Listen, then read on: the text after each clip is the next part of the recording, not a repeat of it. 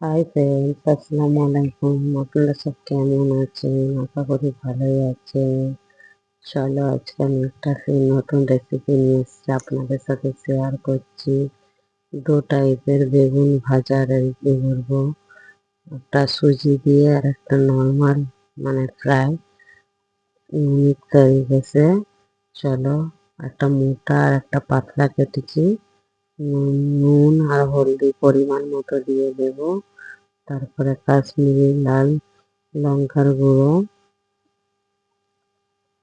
1 table spoon করে দিয়ে দেব। তারপরে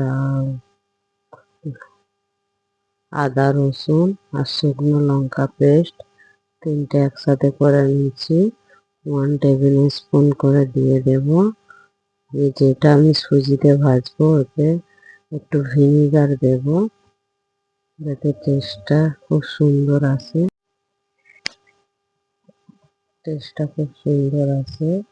আর যেটা আমি নর্মাল ফ্রাই করবো এটা আমি দেবো না ভিনেগার। তারপরে যেটা সুজিতে ফ্রাই করছি ওতে 1.5 টেবিল স্পুন কর্নফ্লাওয়ার দেবো, আর যেটা ডিপ ফ্রাই করবো ওতে 1 টেবিল স্পুন বেসন দেবো। চলো ভালো করে মাখিয়ে নিয়ে রেস্ট দেবো 1 ঘন্টার জন্য, যাতে যে নুনটা দিয়ে হয়েছে ওটা পানি ছাড়া অবধি বেগুনের উপরে ফালতারে নুনটা চিপকে যাবে। আমাদের এইখানে যে আমরা কর্ণাটক কারবার থাকি, ওইখানে ফেমাস সুজি দিয়ে বেগুন ভাজা। খেয়ে দেখো, এখানে একটু সুজিটা বেশি ইউজ হয়, মানে খেতে খুব টেস্টি হয়। চলো, মাখানো হয়ে গেছে, এবার সুজিটা ঢেলে এর উপরে রেখে দেবো যাতে বুঝতে সুবিধা হয়। চলো, বাকি যেটা ডিপ ফ্রাই হবে ওটা মশলা মাখিয়ে নেব। আপনারা কোথা থেকে আমার ভিডিও দেখছেন কমেন্ট করো, শেয়ার করো, ভালো লাগলে আমার পেজটাকে ফলো করো। প্লিজ প্লিজ কমেন্ট করতে ভুলবেন না, যাতে আপনাদের আমি থ্যাংক ইউ জানাতে পারি। আপনারা একটা কমেন্টে আমার মনটা খুব খুশি হয়ে যাবে। প্লিজ প্লিজ কমেন্ট করো। চলো, এবার 10 মিনিট পর ফিরে আসছি। দেখতেই পাচ্ছ কি সুন্দর নুনটা ছেড়ে দিয়েছে, মশলাগুলো মাখা মাখা হয়ে গেছে। এবার সুজির উপরে ভালো করে উপিষ্টা করে সুজি মাখিয়ে নেব। চাটুটা গরম করা হয়ে গেছে, ওর উপরে দিয়ে মানে গ্যাসটা স্লো করে ভালো করে দিয়ে দেব। বুঝতেই পারছো কথা বলতে বলতে এটা একটু হিন্দি বেরিয়ে পড়ছে, মনে করছো বাঙালি হয়ে এত হিন্দির কি সাপোর্ট, কিন্তু তা নয়, হয়ে যায়, কি করবো, কেউ তো আর ইচ্ছা করে করে না। তো তুমি আমাকে কমেন্ট করে বলো হিন্দি শুনবে না বাংলায় শুনবে। চলো, এবার ধিমি ধিমি আছে উল্টে পাল্টে ভেজে নেব। সুজিটা যখন বেগুনটা ভাজবে প্রথমে তেল দেবে না, শুকনো কড়াই ভালো করে একটু ইপিট উপিট করে ভেজে নেবেন, কেন তেলটা দিলে ওই সুজিটা ছেড়ে যাওয়ার চান্স থাকে। কিন্তু এপাট উপাট করে ভেজে নিলে সুজিটা ছাড়বেই না।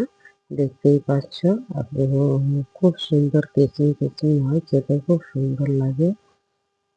চলো, এবার অল্প অল্প করে তেল দিয়ে উপিট উপিট করে ভেজে নেব। গ্যাস কিন্তু স্লোই রাখবে। যদি মনে হয় যে সফট হচ্ছে না, তাহলে ঢাকা দিয়ে দিয়ে ভেজে নেবে। আমি তো হালকা করে ঢাকা দিই, ঢাকা দিয়ে দিয়েই ভাজি, দিলে কি হয় বেগুনটা খুব সুন্দর সফট হয়ে যায় ভিতর দিয়ে, আর উপর দিয়ে ক্রিসপি হয়ে যায়। ট্রাই করছি, আপনাদেরও ভালো লাগলে আমাকে কমেন্ট করে বলো। আমি যা খাস করে বানাই না, আমি ঘরে যেটা খাই যেটা বানাই আমি সেটাই আপনাদের সাথে শেয়ার করি। চলো, একটু টিপিট করে ভেজে নিচ্ছি। দেখতেই পাচ্ছ কত সুন্দর কালার চলে এসছে। একটু দেখতে সুন্দর হওয়ার জন্য আর ফ্লেভারটা খুব সুন্দর লাগার জন্য আমি উপর দিয়ে একটু কাশ্মীরি রেড চিলি পাউডার দিয়ে দিচ্ছি, দিয়ে একটু উল্টে নেবো যাতে বাসটা চলে যায়। চলো, এবার রেডি হয়ে গেছে। এবার যার একটা আছে ওটাও আমি ফ্রাই করে নেব। দেখতেই পাচ্ছ কত সুন্দর হয়েছে।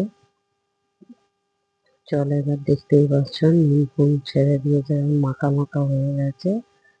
দিয়ে এবার একটু হালকা করে তেল দিয়ে ভালো করে কেশমি কেশমি করে ভেজে নেব, মচমচে করে। খুব সুন্দর লাগে। এর সাথে অন্য কিছু বানিয়েছিলাম, কিন্তু আপনার দ্বারা এই একটাই ভিডিও ছাড়লাম।